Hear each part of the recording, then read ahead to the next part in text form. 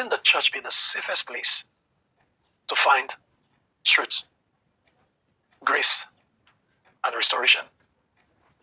Because if people cannot run to God's house when life becomes heavy on them, where are they meant to run to? The clueless people who just put negative comments on your page on social media, who will just go ahead and judge you without even knowing the roots of whatever is going on in your life, or the few friends who would skillfully avoid associating with you based on public opinion.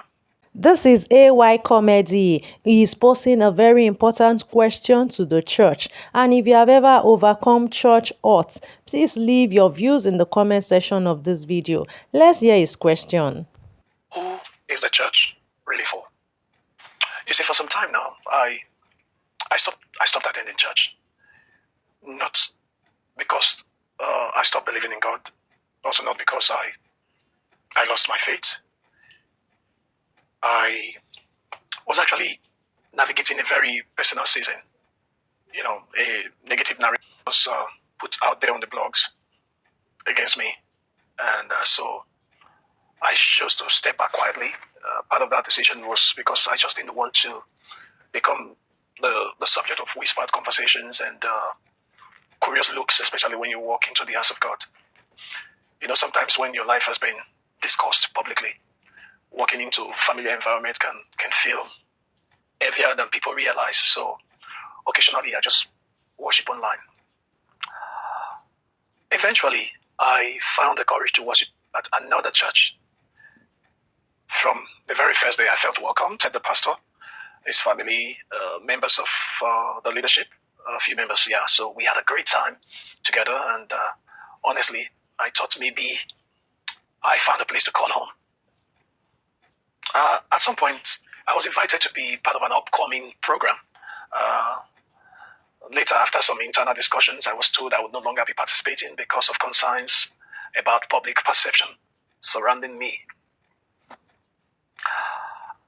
I respected the decision, but I left with a question. When did public opinion become stronger than one's relationship with the author and finisher of his faith?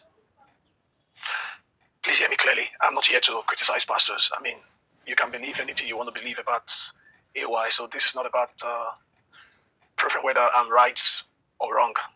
And of course, it's also not about me asking you guys to ignore the truths of what you think you know. This is about asking what the church represents. So let's see, what if all the story you hear about AY out there was true? What if they were false? What if they were mere rumors?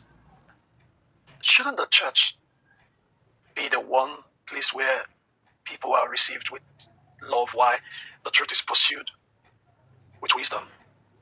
Even the Bible says that for all have sinned and fall short of the glory of God. Romans 3:23. Yes. It also says that let any one of you who is without sin be the first to cast that stone. That was in John 8:7. Jesus even gave a clearer picture to all of this. He said, "To me, all you who are weary and burdened, and I will give you rest." This was in Matthew 11:28. Come unto me and I will give you rest. He didn't say, come after everyone has accepted your story. That's AY. He didn't say come after your reputation has been repaired. The key word was come. No matter what your situation, no matter what you're going through, just come. I think if someone has genuinely fallen, or whether that person, is being judged for whatever reason, I'm just saying, shouldn't the church be the safest place to find truth, grace, and restoration? Because if people cannot run to God's house when life becomes heavy on them, where are they meant to run to? The clueless people who just put negative comments on your page on social media, who will just go ahead and judge you without even knowing the roots of whatever is going on in your life, or the few friends who would skillfully avoid associating with you based on public opinion. Personally, I still believe in Jesus Christ as a Christian, and so I'm going to leave you with the same question I started with. who is the church really for?